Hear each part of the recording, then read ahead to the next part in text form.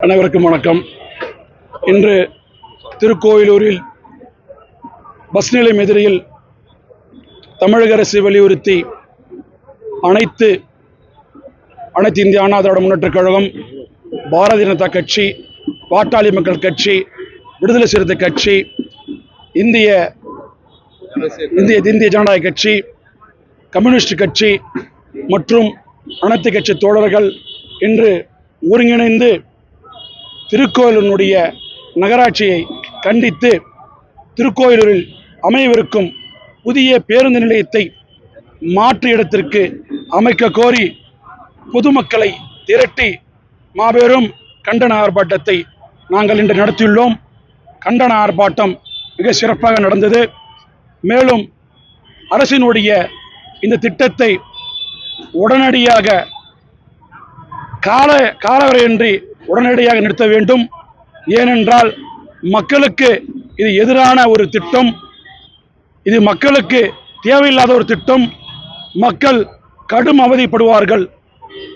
இந்த பஸ் நிலையம் அருகிலே 2 ஏக்கர் நிலம் இருக்கும் பொழுது அதை விட்டுவிட்டு திருக்கோயிலூர் நகராட்சி நிர்வாகம் சுய லாபத்திற்காக கோடிக்கணக்கில் பணம் சம்பாதிக்க வேண்டும் என்ற எண்ணத்தில் பொதுமக்களை வஞ்சிப்பதற்காக சுமார் 1300 அடி நடந்து சென்றுதான் தற்போது அமையவிருக்கும் புதிய பேருந்து நிலைய இடத்தை அடைய முடியும். இதை கண்டித்துதான் நாங்கள் இன்று அனைத்து தோழமை கட்சிகளும் ஒருங்கிணைந்து மிகப்பெரிய ஆர்ப்பாட்டத்தை நடத்தினோம். இந்த ஆர்ப்பாட்டம் இதோடு நின்றுவிடாது. நாங்கள் சட்ட ரீதியாக அறவழியில் தொடர்ந்து போராடுவோம். இந்த திட்டம், இந்த அரசாணை உடனடியாக அரசு ரத்து செய்ய வேண்டும். ரத்து செய்யவிட்டால் தொடர்ச்சியாக நியாயமான வழியில் போராடி நீதிமன்றம் சென்று இந்த அரசாணையை நீதி மூலம் ரத்து செய்வோம் என இதன் வாயிலாக நான் தெரிவித்துக் கொள்கிறேன். இப்போது திருக்கோயிலூர் நகராட்சி நிர்வாகம் புதுசா ஒரு பிளான் போட்டாங்க. என்ன பிளான் போட்டாங்கன்னா, இப்ப இடம் உள்ள இருக்குது, இப்ப இருக்கிற பஸ் ஸ்டாண்ட் எடுத்துன்னு போயிட்டு உள்ள இடத்துல வச்சிடலாம். எதுக்கு வைக்கணும்? ஏன் வைக்கணும்? என்ன காரணம்? இதோ இருக்க பாருங்க, இந்த பஸ் நிலையத்து அருகிலே 2 ஏக்கர் இடம் இருக்கின்றது. 2 ஏக்கர் இடம் இருக்கின்றது. அந்த 2 ஏக்கர்ல இந்த இடத்தை விரிவு பண்ணாலே இந்த ஊருக்கு தேவையான பஸ் ஸ்டாண்டு போதும்.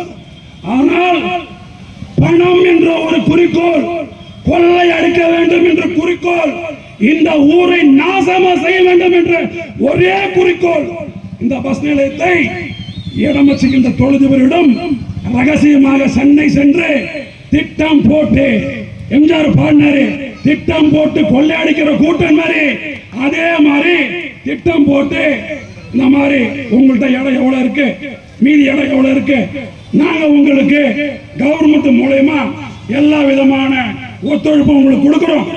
நீங்க வச்சுக்கிற இடத்தை பரிவர்த்தனை பண்ணி கிட்டத்தட்ட நம்ம எல்லாம் சேர்ந்து ஒரு 350-400 கோடி ரூபாய் சம்பாதிக்கலான்னு இப்ப இருக்கிற நகராட்சி நிர்வாகம் திட்டம் போட்டுகிறது.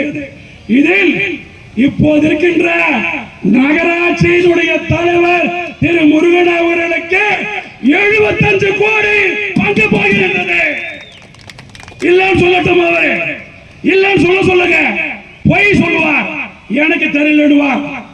இந்த கலெக்டர்கிட்ட போனோம்னு கலெக்டர் என்ன பார்த்த உடனே போலீஸை கூப்பிட்டு இவங்க போனெல்லாம் முதல்ல புடுங்க அப்படின்னு எல்லாம் போனை புடுங்கிட்டாங்க. எங்க மனுவை வாங்கி படித்து கூட பார்க்கவில்லை.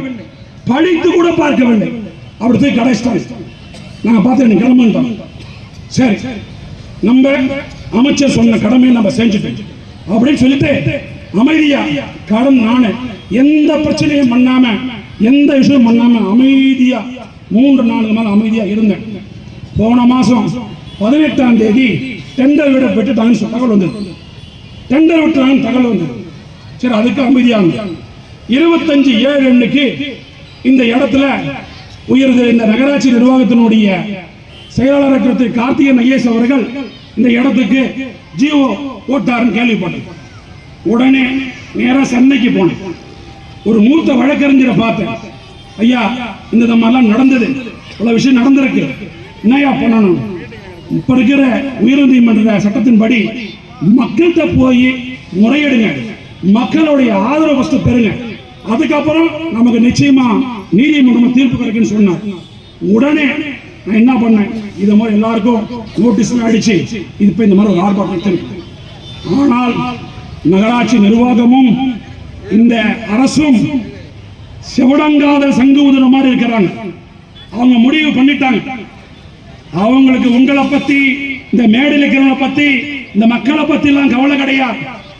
அவங்களுக்கு ஒரே எண்ணம் 350 கோடிக்கு வியாபாரம் பண்ணணும்.